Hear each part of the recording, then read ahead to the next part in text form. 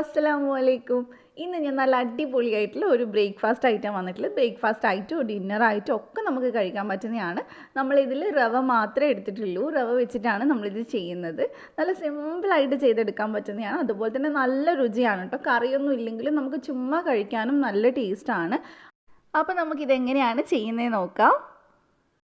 അപ്പോൾ ആദ്യം തന്നെ ഞാനിവിടെ ഒരു കപ്പ് റവ എടുത്തിട്ടുണ്ട്. 250 ml കപ്പാണ് കേട്ടോ. അപ്പോൾ അതിനകത്ത് ഞാൻ ഒരു കപ്പാണ് എടുത്തിട്ടുള്ളത്. അത് നമുക്ക് മിക്സിയുടെ ചെറിയ ജാറിനകത്തോട്ട് ചേർത്ത് കൊടുക്കാം.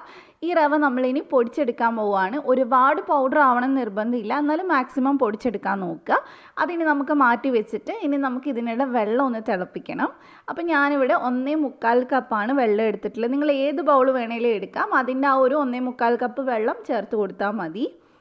ഇനി നമുക്ക് ഇതിനകത്തോട്ട് ഉപ്പ് ചേർത്ത് കൊടുക്കാം. ഇനി ഇത് തിളയ്ക്കുന്ന സമയത്ത് ഇത് തിളച്ച് തുടങ്ങിയിട്ടുണ്ട്. അപ്പോൾ നല്ലതായിട്ട് തിളക്കുന്ന സമയത്ത് നമുക്ക് ഇതിനകത്തോട്ട് നമ്മൾ പൊടിച്ച് വെച്ചിട്ടുള്ള റവ ചേർത്ത് കൊടുക്കണം.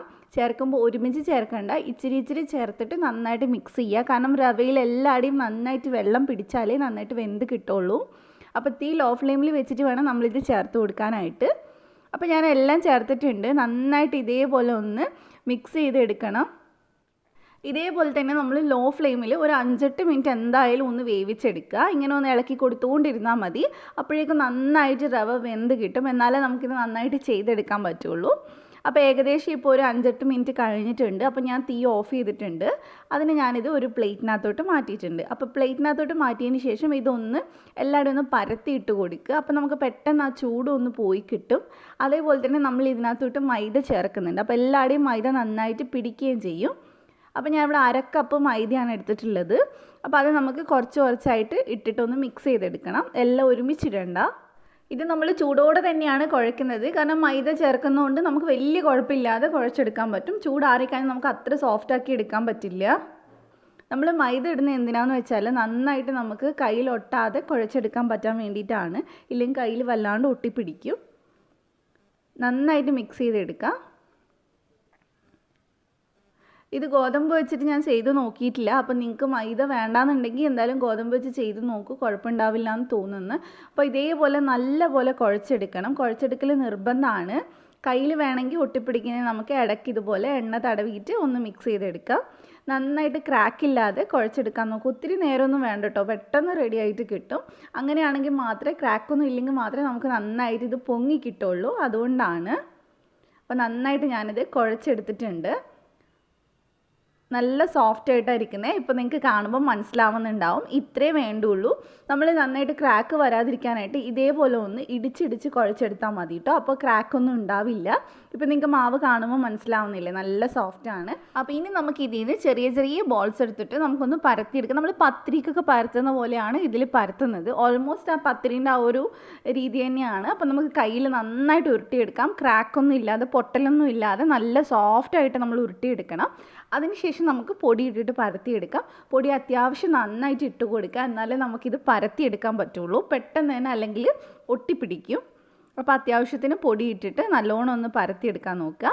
അതേപോലെ തന്നെ ഒത്തിരി പ്രസ് ചെയ്തും പരത്തരുത്. സിമ്പിളാണ് പരത്താനായിട്ട്, എന്നാലും ഈ കാര്യങ്ങളൊക്കെ ഒന്ന് ശ്രദ്ധിച്ചാൽ മതി. ഇതിന് നല്ല ഒന്ന് റൗണ്ട് കിട്ടാനായിട്ട് ഞാനിവിടെ ഒന്ന് കട്ട് ചെയ്തെടുക്കുന്നുണ്ട്. നിർബന്ധമില്ല, ഫോട്ടോ എടുക്കുമ്പോൾ ഒരു ഭംഗിക്ക് വേണ്ടി കട്ട് ചെയ്തെന്നേ ഉള്ളൂ. നിങ്ങൾക്ക് വേണമെങ്കിൽ ചെയ്താൽ മതി. അപ്പോൾ അതേ ഞാൻ കട്ട് ചെയ്തെടുത്തിട്ടുണ്ട്.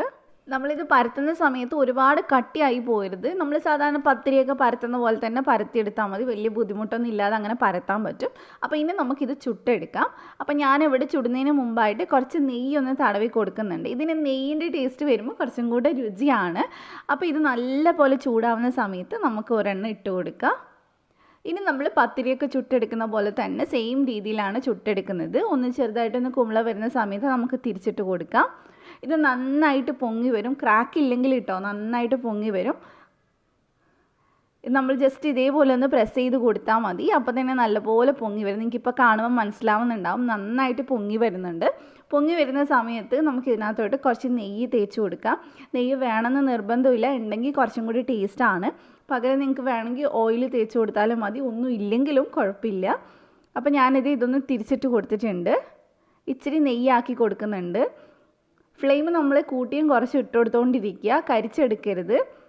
പെട്ടെന്ന് തന്നെ നമുക്കിത് റെഡിയാവും. ചപ്പാത്തി ഉണ്ടാക്കുന്ന അത്രയും സമയമൊന്നും വേണ്ടി വരില്ല. അപ്പോൾ അതേ ഇതിവിടെ റെഡി ആയിട്ടുണ്ട്. ഇതേപോലെ തന്നെ ബാക്കിയുള്ളതൊക്കെ ഒന്ന് റെഡിയാക്കി എടുത്താൽ മതി. അപ്പോൾ അതേ നമ്മുടെ അടുത്തത് ഇവിടെ നന്നായിട്ട് പൊങ്ങി വന്നിട്ടുണ്ട്. നമ്മൾ ഈ കുഴക്കുന്ന സമയത്ത് ഒന്ന് നോക്കിയിട്ട് നല്ല സ്മൂത്താക്കി കുഴച്ചെടുത്താൽ തന്നെ നമുക്ക് നല്ല പെർഫെക്റ്റ് ആയിട്ട് ഇത് കിട്ടും. അപ്പോൾ ഇത്രയേ ഉള്ളൂ. ഇന്നത്തെ റെസിപ്പി നിങ്ങൾക്ക് എല്ലാവർക്കും ഇഷ്ടമായിട്ടുണ്ടാവുമെന്ന് വിചാരിക്കുന്നു. നമുക്കിനി ഇതൊന്ന് കട്ട് ചെയ്ത് നോക്കാം. നല്ല സോഫ്റ്റാണ് കേട്ടോ. ചുമ്മാ നമുക്കൊരു കട്ടൻ ചായയുടെ കൂടെ ചുമ്മാ കടിച്ച് മുറിച്ച് കഴിക്കാൻ പറ്റുന്നതാണ്. ഇനിയിപ്പോൾ ഒന്നുമല്ല, കറി വേണമെന്നുണ്ടെങ്കിൽ കറി കൂട്ടിയും കഴിക്കാം. നല്ല സോഫ്റ്റ് അല്ലേ, നിങ്ങൾക്ക് കാണുമ്പോൾ തന്നെ മനസ്സിലാവുന്നുണ്ടാവും. ഇതിൽ നന്നായിട്ട് പൊങ്ങിയിട്ടുണ്ടെങ്കിൽ നമുക്കിത് ശരിക്കും ഒരു പോക്കറ്റ് മാതിരി ഇതൊന്ന് കട്ട് ചെയ്തെടുക്കാൻ പറ്റും. കണ്ടില്ലേ, ഇതേപോലെ നമുക്ക് കട്ട് ചെയ്തെടുക്കാൻ പറ്റും. അപ്പോൾ ഇന്നത്തെ റെസിപ്പി ഇഷ്ടമായവരൊക്കെ ഒന്ന് ട്രൈ ചെയ്യുക. അതുപോലെ തന്നെ നിങ്ങൾക്ക് ഇഷ്ടമായിട്ടുണ്ടെങ്കിൽ ഒന്ന് ലൈക്ക് ചെയ്യുക, ഷെയർ ചെയ്യുക, സബ്സ്ക്രൈബ് ചെയ്യാതെ കാണുന്നവരുണ്ടെങ്കിൽ ഒന്ന് സബ്സ്ക്രൈബ് ചെയ്തിട്ട് ബെല്ല് ക്ലിക്ക് ചെയ്യുക, എന്നിട്ട് ഓളും കൂടെ ക്ലിക്ക് ചെയ്യുക. എന്നാൽ മാത്രമേ ഞാൻ വീഡിയോസ് വരുമ്പോൾ നോട്ടിഫിക്കേഷൻ വരുള്ളൂ. അപ്പോൾ ഇതേപോലെ തന്നെ മറ്റൊരു കിടക്കൻ വീഡിയോ ആയിട്ട് നമുക്ക് വീണ്ടും കാണാം ഇൻഷാ അല്ലാ. Thank you for watching.